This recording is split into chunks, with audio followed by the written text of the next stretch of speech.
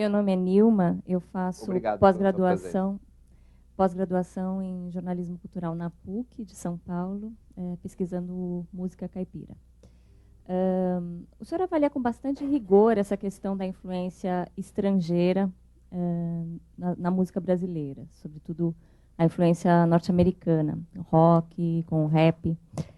O senhor avalia com o mesmo rigor a influência europeia que a gente nota na música brasileira do final do século XIX, início do XX, que é uma influência inegável?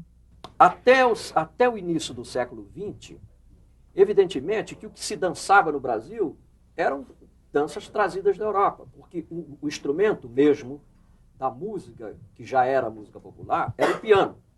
Então chegavam as partituras de piano de valsas, xotes, mazurcas, polcas.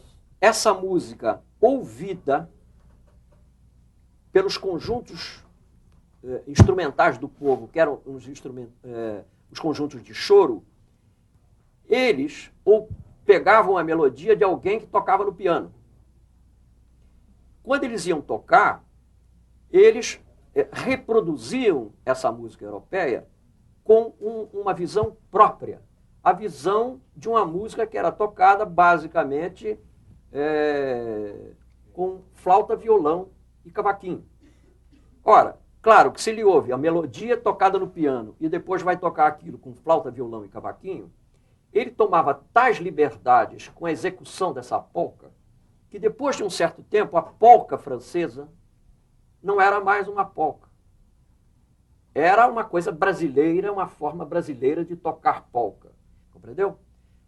Então, nessa fase, a influência era legítima. Por quê? Se você não tinha ainda gêneros brasileiros, o brasileiro não era capaz de produzir gêneros brasileiros, ele importava. Mas a própria pessoa que tocava uma valsa ao piano, você sabe que numa partitura você tem certos, além da música estar notada, você tem assim, andante, não é? Allegro e tal. Aquilo é para te dar uma ideia, vivace, que é para ser tocado com mais vivacidade.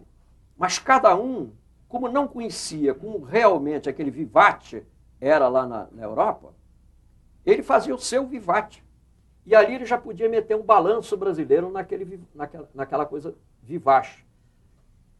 Quando a tecnologia lança o disco no mercado, desaparece essa liberdade. Porque o que você ouvia tinha sido gravado no exterior por músico de lá, então já era, você não podia inventar mais, porque era aquilo que estava ali. Compreendeu? Só que há formas diferentes de influenciar. Uma que te dá uma liberdade para uma margem de criação na imitação, e a outra que te rouba inteiramente. Queria voltar um pouco para a minha visita lá hoje no seu acervo. Tem uma pasta lá que é pornografia no carnaval, né? E eu fiquei, primeiro achei muito interessante, porque você tem pastas de recortes de jornais a respeito do carnaval durante 70 anos, não sei, uma coisa impressionante.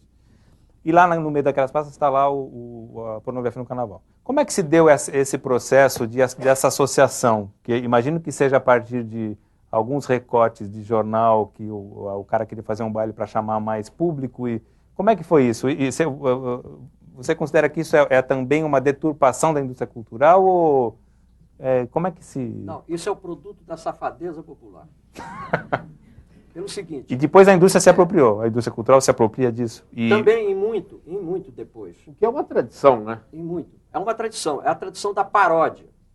Então, por exemplo, na década de 20, um autor americano, europeu, se não me engano até italiano, ele fez uma música que era assim...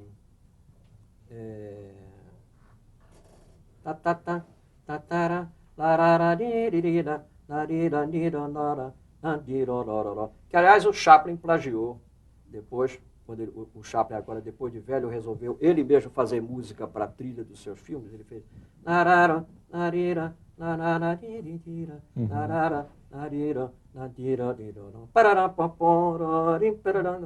Bom, esse negócio era uma coisa da década de 20, que ele, como velho, sabia, né, que ele era moço naquela época.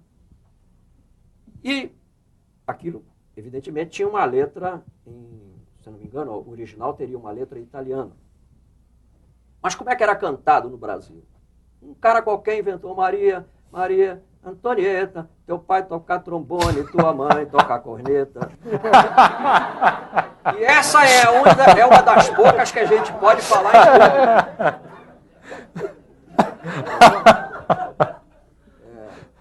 Porque tem coisas muito cabeludas que nem se pode falar em público. Por exemplo, Isso é cultura, ou não? É uma expressão da cultura popular. Porque o sujeito não se conforma com a letra bem comportada, ele quer uma letra safada. Como ele tem talento, ele consegue encaixar na música, na melodia, a letra que é impublicável, que vai morrer na memória das pessoas, porque ninguém vai publicar aquilo no jornal, nem vai falar numa palestra no Itaú, né? Você vê, por exemplo, na música de carnaval, existe, inclusive, coisas que você canta inocentemente e que são profundamente, têm segundo sentido, que é uma coisa muito natural. O povão, tanto aqui como em qualquer lugar, quando você pega, por exemplo, poetas respeitáveis, poetas acadêmicos, fazem versos de pornografia. Entendeu? Existem sujeitos seríssimos, por exemplo, o Bernardo de Guimarães, o autor da Escravizaura, né, do famoso romance que depois, como novela, ganhou o mundo todo, ele tem coisas absolutamente impublicáveis. Normalmente eles fazem isso com pseudônimo, né? Não, ele no caso... Usou o nome dele mesmo. Usava o nome dele, só que ele não saía divulgando por aí, né? Você citou a Escravizaura, a novela, que depois foi para vários países do mundo. Quando é que você se sentiu vingado, entre aspas, quando você viu, por exemplo, uma novela brasileira indo para vários países do mundo? Quando é que você se sente invasor, não no sentido de causar o mesmo mal que você acha que a cultura americana causa ao Brasil, por exemplo, mas quando é que você se sente orgulhoso dessa troca justa entre as culturas? Pois é, essa troca deveria ser normal. No caso da Escravizaura, aconteceu por acaso.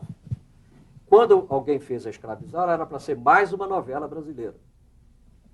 Pelo tema, o fato de falar de uma moça que era escrava, mas era quase branca, de pele e tal. Esse negócio colou.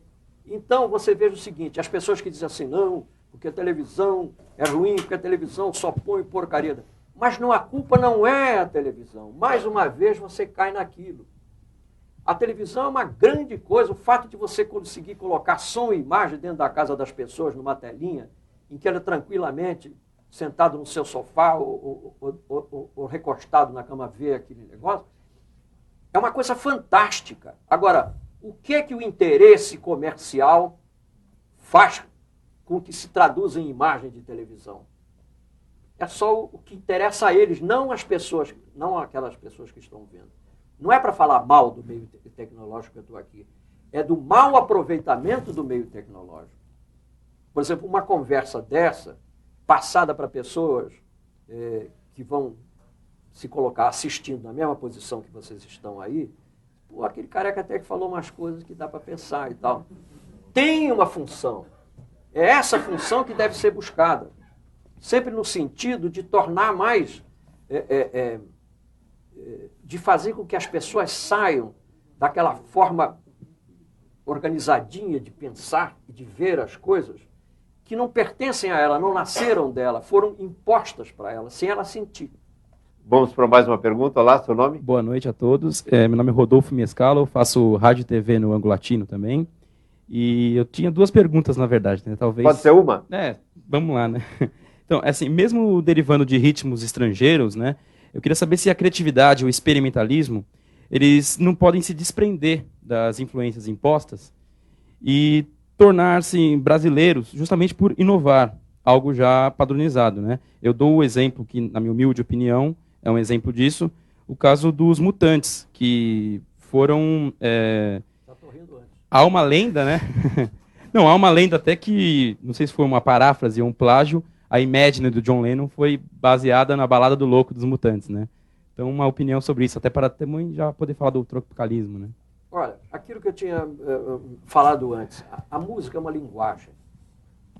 E se você não usa uma linguagem sua, você vai sempre botar azeitona na empada do outro. E eu vou te dar um exemplo. Você diz assim, mas você pode, usando a linguagem do outro, usar a tua criatividade e conseguir uma originalidade usando a linguagem do outro. Não é verdade? A ponto até de você produzir uma coisa que o outro vai imitar. Seria o caso se fosse verdade que o Imagine foi baseado numa coisa e tal. Bom, poderia até acontecer, mas para mim não seria uma glória ver isso acontecer. Porque o que estaria acontecendo? O outro estaria se apropriando de uma reconstrução de uma coisa que na base já era sua. Não, só para a gente voltar no início da nossa conversa, que é esse seu trabalho de pesquisador, uma vez que nós estamos falando com um público interessado, quer dizer, o que você diria para quem quiser se tornar um futuro tinhorão? Guarde tudo que você tem em casa, vá buscar onde? Onde é que a pessoa tem que bater na porta de quem ou não? Onde se compra material? Como selecionar o material? Que conselho você daria para quem quer se tornar um pesquisador da cultura brasileira, principalmente da música popular brasileira? É um problema. Nesse sentido de criação da fonte, as informações para esse estudo é realmente problemática. Porque se você, por exemplo, quiser fazer um trabalho sobre Machado de Assis, sobre Lima Barreto, sobre João Cabral de Melo Neto, tal, você vai nas bibliotecas e você já tem estudos de pessoas que antes de você estudaram, tem a obra do próprio cara publicada em livros e tal. Mas se você quiser fazer qualquer coisa dentro por exemplo, carnaval, você pensa assim, bom, mas o carnaval não é sempre igual, ele começa no século XIX, sofre uma série de evoluções e tal. Onde é que eu vou buscar? Não tem bibliografia. Então, onde é que estão as informações? Nos jornais, nas revistas, nos discos. Sebo é uma fonte boa. O sebo é uma fonte boa. A pessoa tem que frequentar sebo. Tem que frequentar sebo. Esse negócio de chegar na livraria e dizer assim, o que é que tem aí de blá, blá, blá? O cara te diz assim, bom, tem um livro do Tinhorão aqui, tem um do Ari Vasconcelos, tem um do Sérgio Cabral, e acabou. Entendeu? Mas aquilo não se esgota no Tinhorão, no Sérgio Cabral, no Ari Vasconcelos. Então você tem que correr atrás. Porque se você for esperar pela academia no Brasil, menino, você vai saber tudo de João Cabral de Melo Neto e nada da realidade brasileira.